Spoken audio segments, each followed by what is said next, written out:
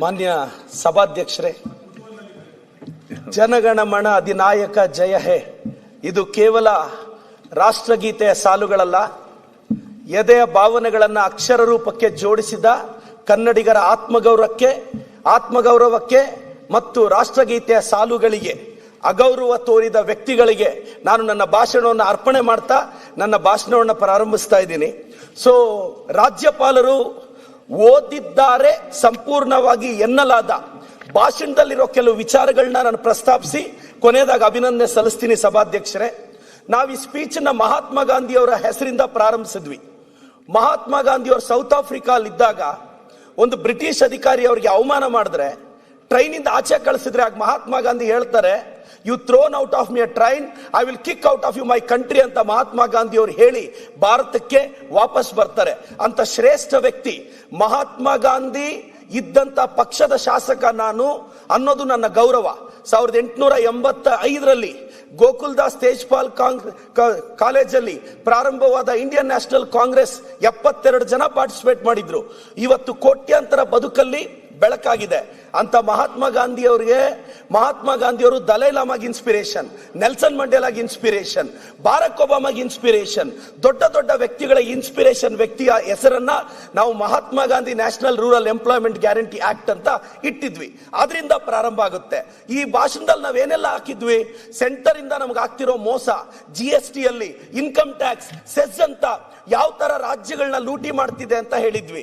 ಸಭಾಧ್ಯಕ್ಷರೇ, ರಾಜ್ಯದ ಜನತೆಗೆ ಒಂದು ವಿಚಾರ ಹೇಳಕ್ ಬಯಸ್ತೀನಿ. ಇತ್ತೀಚಿನ ದಿನಗಳಲ್ಲಿ ಎಲ್ಲರೂ ಅನ್ಕೊಂತ ಇದ್ದಾರೆ ಬಿಗ್ ಬಾಸ್ ವಿನ್ನರ್ ಗಿಲ್ಲಿ ಅಂತ. ನಾನು ಹೇಳಕ್ ಬಯಸ್ತೇನೆ, ಬಿಗ್ ಬಾಸ್ ವಿನ್ನರ್ ಗಿಲ್ಲಿ ಅಲ್ಲ, ನಿರ್ಮಲಾ ಸೀತಾರಾಮನ್ ಮೇಡಮ್ ಅವರು. ಸಭಾಧ್ಯಕ್ಷರೇ, ಯಾಕೆ ಅಂತ ಹೇಳ್ತೀನಿ. ಕೊಟ್ಟಿರೋ 50 ಲಕ್ಷದಲ್ಲಿ 18% GST, 13% income tax, 4% cess, 52% Nirmala Sitharaman madam ಅವ್ರಿಗೆ ಹೋಗೋದ್ರಿಂದ ನಿಜವಾದ big boss winner Nirmala Sitharaman madam ಅವರು ಅಂತ ನಾನು ಹೇಳಕ್ ಬಯಸ್ತೀನಿ. ಸಭಾಧ್ಯಕ್ಷರೇ, ಪಾಪ ಮಂಡ್ಯದ ಹುಡುಗರಿಗೆ ಹೋಗೋದು ಬರೀ 48%. ಅಂದ್ರೆ ಟ್ಯಾಕ್ಸೇಷನ್ ಸಿಸ್ಟಮ್ ಯಾವ ತರ ಕಾಮನ್ ಮ್ಯಾನ್ಗೆ ಸಮಸ್ಯೆ ಆಗ್ತಿದೆ ಅಂತ. ಸಭಾಧ್ಯಕ್ಷರೇ, Mahatma Gandhi national rural employment guarantee act ಇದ್ರಲ್ಲಿ ನಾವೇನ್ ಹೇಳಿದ್ವಿ, ಮೊದಲು 90-10 ರೇಷಿಯೋದಲ್ಲಿತ್ತು. 90% ಸೆಂಟ್ರಲ್ ಗವರ್ಮೆಂಟ್, 10% ಸ್ಟೇಟ್. ಇವತ್ತು ನಾರ್ತ್ ಈಸ್ಟ್ಗೆ ಆ ರೂಲ್ ಅಪ್ಲೈ ಆಗ್ತಿಲ್ಲ. ಇವತ್ತು ಬರೀ ಕರ್ನಾಟಕಕ್ಕೆ, ಸದರ್ನ್ ಸ್ಟೇಟ್ಸ್ಗೆ ಸೌತ್ ವರ್ಸಸ್ ನಾರ್ತ್ ತರ ಆಗೋಗಿದೆ. ಇವತ್ತು 60-40% ತಂದಿದ್ದಾರೆ. ಇವತ್ತು ಸ್ಟೇಟ್ ಮೇಲೆ ಹೊರೆ ಜಾಸ್ತಿ ಆಗ್ತಿದೆ, ಫೈನಾನ್ಷಿಯಲ್ ಬರ್ಡನ್ ಜಾಸ್ತಿ ಆಗ್ತಿದೆ. ಇದ್ರ ಬಗ್ಗೆ ಓದಿ ರಾಜ್ಯಪಾಲರೇ ಅಂತ ಕೇಳಿದ್ವಿ. ಅವರು ಓದಿದ್ದಾರೆ ಎನ್ನಲಾಗಿ ನಾವು ಭಾವಿಸ್ತಾ ಇದೀವಿ. ಅಯೋಧ್ಯೆಯಲ್ಲಿ ರಾಮ ಮಂದಿರ ಕಟ್ಟಿದ್ರು, ಅಯೋಧ್ಯೆಯಲ್ಲಿ ಶ್ರೀರಾಮಚಂದ್ರ ಇಂಡಿಯಾ ಕೂಟಕ್ಕೆ ಒಲಿದು ಬಿಟ್ರು. ರಾಮ ಒಲಿಲಿಲ್ಲ. ಅಯೋಧ್ಯೆಯಲ್ಲಿ ರಾಮ ಮಂದಿರ ಕಟ್ಟಿದ್ರು, ಶ್ರೀರಾಮಚಂದ್ರ ಇಂಡಿಯಾ ಕೂಟಕ್ಕೆ ಒಲಿದ್ರು. ರಾಮ ಒಲಿಲ್ಲ, ಮತ್ತೊಮ್ಮೆ ಹೊಲಿಸೋ ಪ್ರಯತ್ನ ಪಟ್ರು. ನನ್ನ ಪ್ರಕಾರ ಅಯೋಧ್ಯೆಯಲ್ಲಿ ರಾಮನ ಮಂದಿರ ಕಟ್ಟೋದ ಅಷ್ಟೇ ಅಲ್ಲ ದೇಶ ಪ್ರೇಮ ಅಂದ್ರೆ. ಬಡವನ ಹೊಟ್ಟೆ ತುಂಬಿಸೋದು, ಹಸಿವು ನೀಗಿಸೋದು, ಬಡವನನ್ನ ಒಂದು ಸ್ವಾಭಿಮಾನಿಯಾಗಿ ಬದುಕಕ್ಕೆ ಪ್ರೇರೇಪಿಸೋದು. ಸಭಾಧ್ಯಕ್ಷರ, ಈ ಸಂದರ್ಭದಲ್ಲಿ ಹೇಳ್ತೀನಿ, ನನ್ನ ಪಾಲಿನ ಶ್ರೀರಾಮಚಂದ್ರ ನನ್ನ ಎಡಭಾಗದಲ್ಲಿರುವ ಎದೆಯಲ್ಲಿರುವವರು ನಿಮ್ಮ ಬಲಭಾಗದಲ್ಲಿ ಕೂತಿರೋ ಸಿದ್ದರಾಮಯ್ಯನವರು ನನ್ನ ಪಾಲಿನ ಶ್ರೀರಾಮಚಂದ್ರ ಅಂತ ಹೇಳಕ್ ಬಯಸ್ತೀನಿ. ಸಭಾಧ್ಯಕ್ಷರೇ, ಯಾಕೆಂದ್ರೆ ಬಡವರ ಹೊಟ್ಟೆ ತುಂಬಿಸ್ತಿರೋ ರಾಮ ಸಿದ್ದರಾಮಯ್ಯ, ಅನ್ನರಾಮ ಅಂತ ಹೇಳಕ್ ಬಯಸ್ತೀನಿ. ಇವತ್ತು ಅನ್ನ ಭಾಗ್ಯ ಎಷ್ಟು ಬದುಕುಗಳಲ್ಲಿ, ಎಷ್ಟು ಮನೆಗಳಲ್ಲಿ ಸೆಕೆಂಡ್ ಲೈನ್ ಜೋಡಿಸಿದ್ದೀನಿ. ಸಭಾಧ್ಯಕ್ಷರೇ, ಅದು ಬರೋವರೆಗೂ ಬಿಜೆಪಿ ಸ್ನೇಹಿತರು ಕಾಯ್ಬೇಕು ಅನ್ನೋದು ನನ್ನ ವಿನಂತಿ. ನಾನು ಸಭಾಧ್ಯಕ್ಷರೇ, ಇವತ್ತು ಗೃಹಲಕ್ಷ್ಮಿನ, ನಮ್ಮ ಪಂಚ ಗ್ಯಾರಂಟಿಗಳನ್ನ ಕಿಂಗ್ಸ್ ಕಾಲೇಜ್ ಅವರು ಹೇಳಿದ್ದಾರೆ, revolutionary changes in grass root administration ಅಂತ ಹೇಳಿದ್ದಾರೆ. ಇವತ್ತು ದೊಡ್ಡ ದೊಡ್ಡ ಯೂನಿವರ್ಸಿಟಿಗಳು ನಮ್ಮ ಗ್ಯಾರಂಟಿನ ಇನ್ಸ್ಪಿರೇಷನ್ ಆಗಿ ತಗೊಂಡಿದೆ. ವೆಸ್ಟರ್ನ್ ಯೂನಿವರ್ಸಿಟಿಗೆ ಕರ್ನಾಟಕದ ಗ್ಯಾರಂಟಿಗಳ ಇನ್ಸ್ಪಿರೇಷನ್.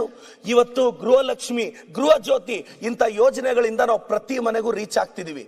ಸಭಾಧ್ಯಕ್ಷರೇ, ಹೊಟ್ಟೆ ಹಸಿವು ತುಂಬಿಸೋದು ಈ ಜಗತ್ತಿನ ಶ್ರೇಷ್ಠ ಕಾರ್ಯ. ಹೊಟ್ಟೆ ಹಸಿವನ್ನು ತುಂಬಿಸೋದು ಶ್ರೇಷ್ಠ ಕಾರ್ಯ. ಅನ್ನಭಾಗ್ಯ ಈ ದೇಶದ ಫುಡ್ ಸೆಕ್ಯೂರಿಟಿ ಬಿಲ್ಗೂ ಇನ್ಸ್ಪಿರೇಷನ್. ಅಂತ ಬಿಲ್ ತಂದಾಗ ಅದಕ್ಕೆ ದೊಡ್ಡ ಸ್ಫೂರ್ತಿ ನಮ್ಮ ಸಿದ್ದರಾಮಯ್ಯ ಸಾಹೇಬರು ಮತ್ತೆ ನಮ್ಮ DK ಶಿವಕುಮಾರ್ ಸಾಹೇಬ್ರ ಸರ್ಕಾರ ಅಂತ ನಾನು ಹೇಳೋದಕ್ಕೆ ಗೌರವದಿಂದ ಹೇಳಕ್ ಬಯಸ್ತೇನೆ. ಸಭಾಧ್ಯಕ್ಷರೇ, ನಾವು ಈ ಸ್ಪೀಚ್ ಅಲ್ಲಿ ಗವರ್ನರ್ ಅವ್ರಿಗೆ ನಾವು ಬಹಳಷ್ಟು ವಿಚಾರಗಳನ್ನ ಹೇಳಿದ್ವಿ. ಸರ್, ಸೆಂಟರ್ ಇಂದ ನಮ್ಗೆ ಏನೇನ್ ಆಗ್ತಿದೆ, ಭದ್ರಾ ಮೇಲ್ದಂಡೆ ಯೋಜನೆಯಲ್ಲಿ 5300 ಕೋಟಿ ಕೊಡಿ ಅಂದ್ವಿ, ಕೊಡ್ಲಿಲ್ಲ. ಸಭಾಧ್ಯಕ್ಷರೇ, ಈ ನೋವನ್ನು ನಾವೆಲ್ಲ ಹೇಳೋದು, ಗವರ್ನರ್ ಮುಖಾಂತರ ಅವ್ರ ಸ್ಪೀಚ್ ಅಲ್ಲಿ ಹೇಳಿದ್ವಿ, ನಾವೇನು ನೆಗೆಟಿವ್ ಹೇಳಿರ್ಲಿಲ್ಲ. 15th ಫೈನಾನ್ಸ್ ಕಮಿಷನ್ ಅಲ್ಲಿ ವಿಶೇಷ ಅನುದಾನ ಕೊಡಿ ಅಂತ 5,495 ಕೋಟಿ ಕೇಳಿದ್ವಿ. ₹1 ಕೊಡ್ಲಿಲ್ಲ ಸಭಾಧ್ಯಕ್ಷರೇ. ನಮ್ GST ದುಡ್ಡನ್ನ ನಮಗ್ ವಾಪಸ್ ಕೊಡಲ್ಲ. ಇನ್ಕಮ್ ಟ್ಯಾಕ್ಸ್ ಅಂತಾರೆ, ಸೆಸ್ ಅಂತಾರೆ, ಹೊಸ ಯೋಜನೆ ಅಂತಾರೆ, ಹೆಸರುಗಳು ಮಾತ್ರ ಬದಲಿಸ್ತಾ ಇದ್ದಾರೆ. ಇವತ್ತು 50,000ಕ್ಕೂ ಹೆಚ್ಚು ಕೋಟಿಗಳು ಏನಿದೆ, ಇವತ್ತು 1 ಲಕ್ಷ ಕೋಟಿಗೂ ಹೆಚ್ಚು ಇವತ್ತು ನಾವು ಗ್ಯಾರಂಟಿಗಳು ಖರ್ಚು ಮಾಡಿದೀವಿ. ಆದ್ರೂ ಅಭಿವೃದ್ಧಿಯ ವೇಗ ನಿಂತಿಲ್ಲ. ಅಭಿವೃದ್ಧಿಗೆ ಹಣ ಇಲ್ದಿದ್ರೆ ಪೆರಿಫೆರಲ್ ರಿಂಗ್ ರೋಡ್ ಆಗ್ತಿತ್ತಾ, ಮೆಟ್ರೋಗೆ DPR ಬರ್ತಿತ್ತಾ, ಇವತ್ತು ಗ್ಯಾರಂಟಿಗಳನ್ನ ಯಶಸ್ವಿಯಾಗಿ ಕೊಡ್ತಿದ್ವಾ, ಪ್ರಗತಿ ಪಥ ಬರ್ತಿತ್ತಾ? ಹಳ್ಳಿ ಜನಕ್ಕೆ ಇವತ್ತು ಕಾಂಗ್ರೆಸ್ ಸರ್ಕಾರ ಒಂದು ಭರವಸೆ ಮೂಡಿಸಿದೆ. ನಮಗಾಗ್ತಿರೋ ಅನ್ಯಾಯನ ನಾವು ಹೇಳ್ಕೊಂತ ಇದೀವಿ ಸಭಾಧ್ಯಕ್ಷರೇ. ಗ್ರಾಮೀಣ ಸ್ಥಳೀಯ ಸಂಸ್ಥೆಗಳಿಗೆ 10,000 ಕೋಟಿ ಕೇಳಿದ್ರೆ ಸಾಕಷ್ಟು ದುಡ್ಡು ಕೊಡೋದೇ ಇಲ್ಲ ಸಭಾಧ್ಯಕ್ಷರೇ. ಸ್ಥಳೀಯ ಸಮಸ್ಯೆಗಳಿಗೆ 5,250 ಕೋಟಿ ಕೇಳಿದ್ರೆ ಅದು ಕೊಡಲ್ಲ. ಕೇಂದ್ರ ಸರ್ಕಾರ ನಮಗ್ ಮೋಸ ಮಾಡ್ತಾನೆ ಬರ್ತಿದೆ. ನಾವು ಹೋಗಿ ದೆಹಲಿ ಅಂಗಳದಲ್ಲಿ ಕೇಳಿದ್ವಿ, ಈ ಸದನದಲ್ಲಿ ಕೇಳದೆ ಮತ್ತೆಲ್ಲಿ ಕೇಳೋ ಸಾಧ್ಯ? ನಮ್ಮ ಗವರ್ನರ್ ಸ್ಪೀಚ್ ಅಲ್ಲಿ ಇಷ್ಟೆಲ್ಲಾ ವಿಚಾರಗಳು ಬರ್ಕೊಟ್ಟಿದ್ವಿ ಸಭಾಧ್ಯಕ್ಷರೇ. ನಾವ್ ಇದನ್ನೇ ಇನ್ನೇನು ಹೇಳಿರಲ್ಲ. SC ST ಗಳಿಗೆ ಅವ್ರ ಎಂಪವರ್ಗೆ ನರೇಗಾ ಆಕ್ಟ್ ಅಲ್ಲಿ 33% ವುಮೆನ್ ಪಾರ್ಟಿಸಿಪೇಷನ್ ಇರಬೇಕು. ಇವತ್ತು ಕರ್ನಾಟಕದಲ್ಲಿ ಮೋರ್ ದೆನ್ 50% ವುಮೆನ್ ಪಾರ್ಟಿಸಿಪೇಷನ್ ಇದೆ. ಮಹಿಳಾ ಸಬಲೀಕರಣ. ಇವತ್ತೊಂದು ಹೆಣ್ಣು ಮಗು ದೇವಸ್ಥಾನಕ್ಕೆ ಹೋಗ್ಬೇಕು ಅಂದ್ರೆ ನೆಮ್ಮದಿಯಾಗಿ ಹೋಗ್ತಾಳೆ, ಯಾಕೆಂದ್ರೆ ಬಸ್ ಅಲ್ಲಿ ಚಾರ್ಜ್ ಕೇಳಲ್ಲ ಸಭಾಧ್ಯಕ್ಷರೇ. ವಯಸ್ಸಿಗೆ ಬಂದಿರೋ ಮಗಳು ಯಾವ್ದೋ ಸಿಟಿ ಕೊಟ್ಟು ಮದುವೆ ಮಾಡಿದ್ರೆ ವರ್ಷಕ್ಕೊಂದ್ಸಲ ಅರ್ಶನ ಕುಂಕುಮ ಕೊಡೋಣ ಅಂದ್ರೆ ಚಾರ್ಜ್ ಕಾಸಿಲ್ಲ ಅಂತ ಹಳ್ಳಿಗಳಲ್ಲಿ ಉಳಿದೋಗೋ ಸಾವಿರಾರು ಜನ ಹೆಣ್ಣು ಮಕ್ಕಳು ಇವತ್ತು ಪ್ರತಿ ಹಬ್ಬಕ್ಕೆ ಅವ್ರ ಬಡ್ಜೆಟ್ ತಕ್ಕಂತ ಒಂದು ₹500 ಸೀರೆ ತಗೊಂಡೋಗಿ ಅರ್ಶನ ಕುಂಕುಮ ಕೊಟ್ಟು ಬರ್ತಾ ಇದ್ದಾರೆ. ಆ ಹೆಣ್ಣು ಮಕ್ಕಳ ನಗುವಿಗೆ ಕಾರಣ ಆಗಿದ್ದು ನನ್ನ ಸರ್ಕಾರ, ಕಾಂಗ್ರೆಸ್ ಸರ್ಕಾರ, ಮಹಾತ್ಮ ಗಾಂಧಿ ಗುರುತಿಸಿಕೊಂಡ ನನ್ನ ಕಾಂಗ್ರೆಸ್ ಸರ್ಕಾರ ಅಂತ ಹೇಳಕ್ ಇಷ್ಟಪಡ್ತೀನಿ ಸಭಾಧ್ಯಕ್ಷರೇ. 1915ರಲ್ಲಿ ಮಹಾತ್ಮ ಗಾಂಧಿಯವರು ನಮ್ಮ ಪಕ್ಷದಲ್ಲಿ ಒಂದು ಮಾಸ್ ಪೊಲಿಟಿಕಲ್ ಮೂವ್ಮೆಂಟ್ ಮಾಡಿದ್ರು. ಪ್ರಾಯಶಃ ಅವರು ನಮ್ಮ ಪಕ್ಷದಲ್ಲಿ ಗುರುತಿಸಿಕೊಂಡ್ರು ಅನ್ನೋ ಒಂದೇ ಒಂದು ಕಾರಣಕ್ಕೆ ಮಹಾತ್ಮ ಗಾಂಧೀಜಿಗೆ ಅವಮಾನ ಮಾಡಿದ್ರ. ಇದು ಕೇವಲ ಕರ್ನಾಟಕಕ್ಕಲ್ಲ ಸಭಾಧ್ಯಕ್ಷರೇ, ಅವ್ರು ಹುಟ್ಟಿರೋ ಗುಜರಾತ್ ಕೂಡ ಅವಮಾನ ಅಂತ ಹೇಳಕ್ ಬಯಸ್ತೇನೆ. ಇದು ಮಹಾತ್ಮ ಗಾಂಧೀಜಿ ಅವ್ರಿಗೆ ಮಾಡಿದಂತ ಅವಮಾನ. ಇವತ್ತು ಮಹಾತ್ಮ ಗಾಂಧಿ ಅಂದ್ರೆ ಈ ದೇಶದ ಪ್ರಧಾನಿಗಳಿಗೂ ಇನ್ಸ್ಪಿರೇಷನ್ ಅಂತ ಅವರೇ ಹೇಳ್ಕೊಂಡಿದ್ರು. ಅವ್ರ ಹೆಸರು ತೆಗಿಬಾರ್ದಾಗಿತ್ತು. ಯಾಕೆ ನರೇಗಾ ಆಕ್ಟ್ ಹೆಸರೇ ಚೇಂಜ್ ಮಾಡಿದ್ರು ಅಂತ ನಾನು ಯೋಚನೆ ಮಾಡಿದ್ರೆ, ಯುನೈಟೆಡ್ ನೇಷನ್ ಡೆವಲಪ್ಮೆಂಟ್ ಪ್ರೋಗ್ರಾಮ್ ಇದನ್ನ ವರ್ಲ್ಡ್ಸ್ ಲಾರ್ಜೆಸ್ಟ್ ಎಂಪ್ಲಾಯ್ಮೆಂಟ್ ಪ್ರೋಗ್ರಾಮ್ ಅಂತ ಕರೆಯುತ್ತೆ. ಇಂಟರ್ನ್ಯಾಷನಲ್ ಲೇಬರ್ ಆರ್ಗನೈಸೇಷನ್ ಇದನ್ನ ಹೊಗಳುತ್ತೆ. ಪ್ರಪಂಚದಲ್ಲಿ ಎಲ್ಲೋದ್ರೂ ನರೇಗಾ ಲಾರ್ಜೆಸ್ಟ್ ಆಕ್ಟ್ ಅಂತ ಹೊಗಳ್ತಾರೆ.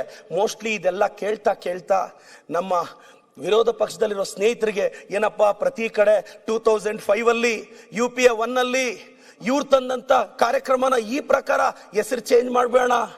ಯಾಕೆಂದ್ರೆ ಸಭಾಧ್ಯಕ್ಷರೇ, ಈ ದೇಶಕ್ಕೆ IIT ಕೊಟ್ಟಿದ್ ನಾವು, ಏಮ್ಸ್ ಕೊಟ್ಟಿದ್ ನಾವು, ಇಸ್ರೋ ಕಟ್ಟಿದ್ ನಾವು, ಊರಿಗೆ ರಸ್ತೆ ಹಾಕಿದ್ ನಾವು, ಶಾಲೆ ಕಟ್ಟಿದ್ ನಾವು, ಹಳ್ಳಿಗೆ ಹೆಸರಿಟ್ಟಿದ್ ನಾವು. ಲಾಸ್ಟ್ ಅಲ್ಲಿ ಫಾಲ್ ಸೀಲಿಂಗ್ ಮಾಡಿದ್ದೆಲ್ಲ ನಾವೇ ಅಂದ್ರೆ ನೋವಾಗುತ್ತಲ್ಲ ಸಭಾಧ್ಯಕ್ಷರೇ? ಖಂಡಿತವಾಗೂ ನೋವಾಗುತ್ತೆ ಸಭಾಧ್ಯಕ್ಷರೇ. IIT ಕೊಟ್ಟಿದ್ದು, ಏಮ್ಸ್ ಕೊಟ್ಟಿದ್ದು, ಇಸ್ರೋ ಕೊಟ್ಟಿದ್ದು ಎಲ್ಲವೂ ಕೊಟ್ಟು ಲಾಸ್ಟ್ ಅಲ್ಲಿ ಫಾಲ್ ಸೀಲಿಂಗ್ ಮಾಡಿ ಇಷ್ಟು ಕಟ್ಟಡ ನಾವೇ ಕಟ್ಟಿದ್ದು ಅಂದ್ರೆ ಈ ಪ್ರೊಜೆಕ್ಷನ್. ಸಭಾಧ್ಯಕ್ಷರೇ, ತಾವೆಲ್ಲಾ ಕಾರ್ಯಕ್ರಮಗಳನ್ನ ಒಂದ್ಸಲ ಗಮನಿಸಿ. ಎಲ್ಲ ಹೆಸರು ಚೇಂಜ್ ಮಾಡಿದ್ದೆ, ಯಾವುದೂ ಹೊಸ ಪ್ರೋಗ್ರಾಮ್ ಇಲ್ಲ. ನಾವೇನ್ ಕಾರ್ಯಕ್ರಮಗಳಿಟ್ಟಿದ್ವಿ ಅದಕ್ಕೆ ನೇಮ್ ಚೇಂಜ್ ಮಾಡಿಬಿಡೋದು, ಕ್ರೆಡಿಟ್ ತಗೊಳ್ಳೋದು. ನ್ಯಾಷನಲ್ ಸೆಕ್ಯೂರಿಟಿ, ನಾನು ಎಲ್ರಿಗೂ ಒಂದೇ ಒಂದು ಹೇಳಕ್ ಇಷ್ಟಪಡ್ತೀನಿ ಸಭಾಧ್ಯಕ್ಷರೇ. ಇವತ್ತು SC ST ಅಭಿವೃದ್ಧಿಗೆ, ಇವತ್ತು ಮೆಟ್ರಿಕ್ ಪೂರ್ವ ಹಾಸ್ಟೆಲ್, ಮೆಟ್ರಿಕ್ ನಂತರದ ಹಾಸ್ಟೆಲ್ಗಳು, ಇವತ್ತು ಅವ್ರ ಅಭಿವೃದ್ಧಿಗೆ ನನ್ನ ಸರ್ಕಾರ ಶ್ರಮಿಸ್ತಾ ಇದೆ. ಅದು ತಪ್ಪ ಸಭಾಧ್ಯಕ್ಷರೇ? ರೂರಲ್ ಕನೆಕ್ಟಿವಿಟಿಗೆ, ಇವತ್ತು ಅಭಿವೃದ್ಧಿಗೆ ನನ್ನ ಸರ್ಕಾರ ತುಂಬಾ ಫಂಡ್ ಕೊಡ್ತಿದೆ. ಇವತ್ತು ಗೊತ್ತಿರ್ಬೇಕು ಸಭಾಧ್ಯಕ್ಷರೇ, ಲೈವ್ ಸ್ಟಾಕ್ ಹೆಲ್ತ್ ಅಲ್ಲಿ ಕರ್ನಾಟಕ ನಂಬರ್ 1. ಯಾಕೆಂದ್ರೆ 379.63 ಲಕ್ಷ ಕ್ಯಾಟಲ್ಸ್ಗೆ ನಾವು ವ್ಯಾಕ್ಸಿನೇಟ್ ಮಾಡಿ ಇವತ್ತು ಕರ್ನಾಟಕ ನಂಬರ್ 1 ಇದೀವಿ. ಇವತ್ತು ಹಾರ್ಟಿಕಲ್ಚರಲ್ ನಂಬರ್ 1 ನನ್ನ ಸರ್ಕಾರ, ನನ್ನ ಜಿಲ್ಲೆ ಚಿಕ್ಕಬಳ್ಳಾಪುರ ಸಭಾಧ್ಯಕ್ಷರೇ. ಸರ್ ಎಂ ವಿಶ್ವೇಶ್ವರಯ್ಯಗೆ ಜನ್ಮ ಕೊಟ್ಟ ಜಿಲ್ಲೆ ನಮ್ಮ ಸರ್ಕಾರ. ನನ್ನ ಜಿಲ್ಲೆಗೆ ಸರ್ ಎಂ ವಿಶ್ವೇಶ್ವರಯ್ಯ ಹುಟ್ಟಿದ ಜಿಲ್ಲೆ, ಕಾಲಜ್ಞಾನಿ ಕೈವಾರ ತಾತಯ್ಯ ನಡೆದಾಡಿದ ಜಿಲ್ಲೆಗೆ ಇವತ್ತು ಸಾವಿರಾರು ಕೋಟಿ ಅನುದಾನವನ್ನ ನನ್ನ ಸರ್ಕಾರ ಕೊಟ್ಟಿದೆ. ನನ್ನ ಪಾಲಿನ ಶ್ರೀರಾಮಚಂದ್ರ ಸಿದ್ದರಾಮಯ್ಯ ಸಾಹೇಬರು ಕೊಟ್ಟಿದ್ದಾರೆ. ಇವತ್ತು ಅಭಿವೃದ್ಧಿ ಕಾಸಿಲ್ಲ, ಗ್ಯಾರಂಟಿ ಯೋಜನೆಗಳಿಗೆ ದುಡ್ಡು ಆಗೋಗ್ತಿದೆ ಅಂತ ನನ್ನ ಸ್ನೇಹಿತರು ಬಹಳಷ್ಟು ಜನ ಹೇಳ್ತಿರ್ತಾರೆ. ಬಹಳಷ್ಟು ಜನಕ್ಕೆ ಗೊತ್ತಿರಬೇಕು, ಇವತ್ತು ನನ್ನ ಸರ್ಕಾರ ರಾಮನಗರ ಶಿಡ್ಲಘಟ್ಟಾಗೆ 400 ಕೋಟಿ ಕೊಟ್ಟಿದ್ದೀವಿ. ಕಾಸಿಲ್ದೇನೆ ಕೊಡಕ್ಕಾಗಲ್ಲ ಸಭಾಧ್ಯಕ್ಷರೇ. ಶುಗರ್ ಕೇನ್ ಪ್ರೊಡಕ್ಷನ್ ಅಲ್ಲಿ ಕರ್ನಾಟಕ 3ನೇ ಸ್ಥಾನ. ಶುಗರ್ ಕೇನ್ ರೈತರ ಪರವಾಗಿ ನಮ್ಮ ಸರ್ಕಾರ ನಿಲ್ತು, ಅವ್ರ ಪರವಾಗಿ ನಾವಿದ್ದೀವಿ ಅಂತ ಧೈರ್ಯ ತುಂಬಿದ್ವಿ. ಇವತ್ತು ಇಷ್ಟೇ ಅಲ್ಲ, ಬಹಳಷ್ಟು ಯೋಜನೆಗಳಲ್ಲಿ ನಾವಿದ್ದೀವಿ. 9,000 ಬೋರ್ವೆಲ್ಗಳು ನಮ್ಮ ಸರ್ಕಾರದಲ್ಲಿ ಬಡವರಿಗೋಸ್ಕರ, ವಿಶೇಷವಾಗಿ SC STಗೋಸ್ಕರ.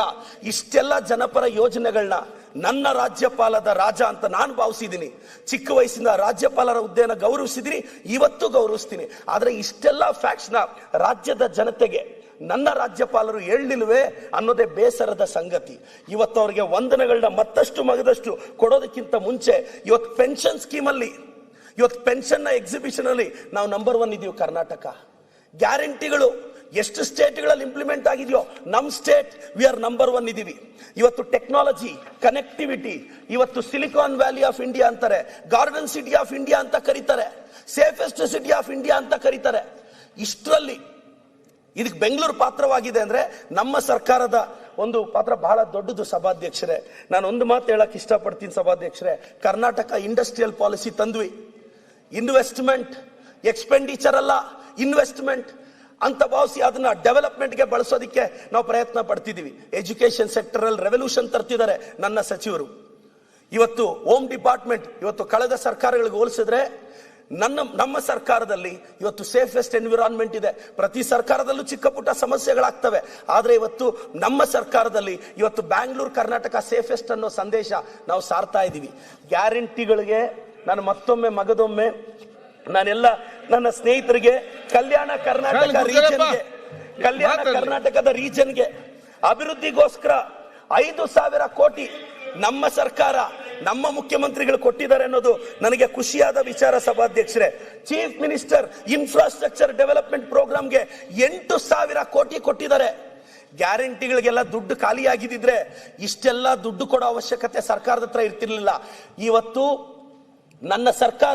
ನಮ್ಮ ಸರ್ಕಾರ ಇವತ್ತೇನಿದೆ, ಇವತ್ತು ಬರೀ ಚೀಫ್ ಮಿನಿಸ್ಟರ್ ಇನ್ಫ್ರಾಸ್ಟ್ರಕ್ಚರ್ ಡೆವಲಪ್ಮೆಂಟ್ ಫಂಡ್ಗೆ 8,000 ಕೋಟಿ ಕೊಟ್ಟಿದ್ದೀವಿ ಸಭಾಧ್ಯಕ್ಷರೇ. ಇವತ್ತು ಸೋಷಿಯಲ್ ಸೆಕ್ಯೂರಿಟಿ ಸ್ಕೀಮ್, ಬಡವರಿಗೆ ಆಶಾ ಕಿರಣ ಆಗಿದ್ದೀವಿ. ಇವತ್ತು ಗೃಹಲಕ್ಷ್ಮಿ, ಗೃಹ ಜ್ಯೋತಿ, ಇವತ್ತು ನಾವು ಹಳ್ಳಿಗಳಲ್ಲಿ ಕೇಳ್ತಾ ಇರ್ತೀವಿ, ಪಾಪ ಕರೆಂಟ್ ಬಿಲ್ ಕಟ್ಟಕ್ಕೆ ಕಾಸಿರಲ್ಲ ಅಂತ ಬಡವ್ರನ್ನ ನಾವು ಟಿವಿಯಲ್ಲೋ ಮಾಧ್ಯಮದಲ್ಲಿ ನೋಡ್ತಿರ್ತೀವಿ. ಇವತ್ತು ಪ್ರತಿ ಮನೆಗೂ ಜ್ಯೋತಿ ಆಗಿದೆ ನಮ್ಮ ಸರ್ಕಾರ. ಪ್ರತಿ ಗೃಹಲಕ್ಷ್ಮಿಯ ಮುಖದಲ್ಲಿ ಮಂದಹಾಸಕ್ಕೆ ಕಾರಣ ಆಗಿದೆ ನಮ್ಮ ಸರ್ಕಾರ. ಸ್ಟೇಟ್ ಇಷ್ಟರಲ್ಲಿ ಮಾತ್ರ ಅಲ್ಲ ಸಭಾಧ್ಯಕ್ಷರೇ, ನಾವು ಎನ್ವಿರಾನ್ಮೆಂಟ್ ಫ್ರೆಂಡ್ಲಿ ರಿನ್ಯೂವಬಲ್ ಎನರ್ಜಿ ಮೇಲೆ ನಮ್ಮ ಸರ್ಕಾರ ನೆಕ್ಸ್ಟ್ ಎಲೆಕ್ಷನ್ ಯೋಚನೆ ಮಾಡೋ ಸರ್ಕಾರ ಅಲ್ಲ ಸಭಾಧ್ಯಕ್ಷರೇ, ನೆಕ್ಸ್ಟ್ ಜನರೇಷನ್ ಯೋಚನೆ ಮಾಡೋ ಸರ್ಕಾರ ಸಭಾಧ್ಯಕ್ಷರೇ. ನೆಕ್ಸ್ಟ್ ಜನರೇಷನ್ ಬಗ್ಗೆ ನಮ್ಮ ಮುಖ್ಯಮಂತ್ರಿಗಳಾಗ್ಲಿ, ನಮ್ಮ ಸರ್ಕಾರ ಆಗ್ಲಿ ನೆಕ್ಸ್ಟ್ ಜನರೇಷನ್ ಬಗ್ಗೆ ಯೋಚನೆ ಮಾಡ್ತಿದೆ. ನಾವೆಲ್ಲ ತೀರ್ಮಾನಗಳು ಯಾವುದು ನೆಕ್ಸ್ಟ್ ಎಲೆಕ್ಷನ್ ತಗೊಂತಿಲ್ಲ ಸಭಾಧ್ಯಕ್ಷರೇ. ಇವತ್ತು 4,032 ಮೆಗಾವ್ಯಾಟ್ ಪವರ್ ಜನರೇಷನ್ ಮಾಡ್ತಿದೀವಿ, 28,000 ಮಿಲಿಯನ್ ಯೂನಿಟ್ ಎಲೆಕ್ಟ್ರಿಸಿಟಿನ ಜನರೇಟ್ ಮಾಡ್ತಿದೀವಿ. ಯಾಕೆಂದ್ರೆ ಇದು ನೆಕ್ಸ್ಟ್ ಜನರೇಷನ್ಗೆ ಒಂದು ಪ್ಲಾನ್ ಇಟ್ಕೊಂಡು ಮಾಡ್ತಿರೋದು ಸಭಾಧ್ಯಕ್ಷರೇ.